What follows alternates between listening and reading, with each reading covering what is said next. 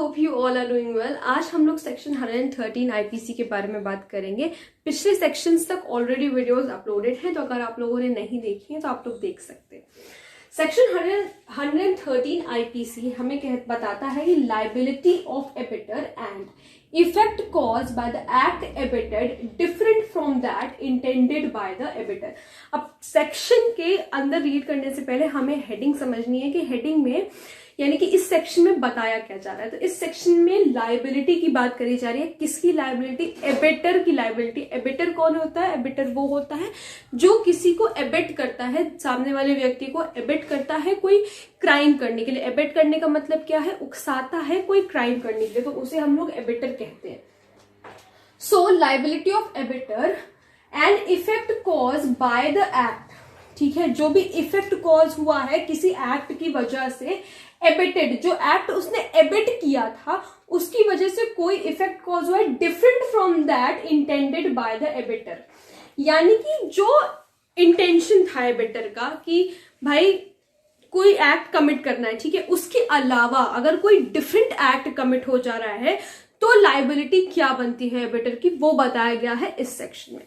आइए बेरक की लैंग्वेज में पढ़ते हैं कि when the act is abetted with the intention on the part of the abettor of causing a particular effect, ठीक है, एबिटर ने कुछ एबिट किया किसी पर्टिकुलर इफेक्ट के लिए, and an act for which the abettor is liable in consequence of the abetment causes a different effect from that intended by the editor is liable for the effect caused in the same manner and to the same extent as if he had abated the act with the intention of causing that particular effect, provided he knew that the act abated was likely to cause the effect. देखो, एबिटर ने क्या किया? किसी को EBIT किया, ठीक है, मान लो एबिटर एक ए व्यक्ति है, उसने बी को एबिट किया कुछ काम करने के लिए, वो गया और एबिटर को इस बात की नॉलेज है कि ये जो काम करने जा रहा है, जो काम मैंने बताया है, जिस काम के लिए उकसाया, वो तो वो काम करने जा रहा है, लेकिन उसके कॉन्सिक्वेंस में कुछ और भी हो सकता है। अगर एबिटर को इस बात की नॉलेज है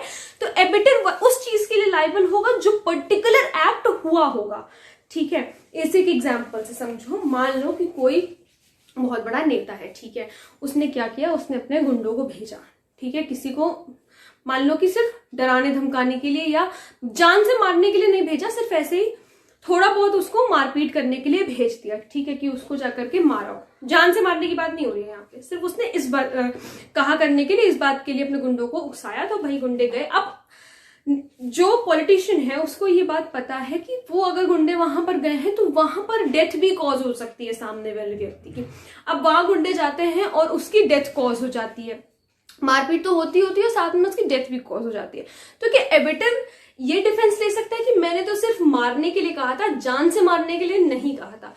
बिल्कुल भी नहीं। एबिटर उस चीज के लिए लायबल होगा जो चीज हुई है, जो एक्ट कमिट हुआ है, एबिटर उसी चीज के लिए लायबल होगा। यानी कि जो डेथ कॉज हुई है, एबिटर उसी चीज के लिए लायबल होगा। यही कहा जाएगा, यही कोर्ट मानती है कि वही उसी चीज के लिए उसने एबिट करा था, जो काम हुआ है, जो एक्ट हुआ है।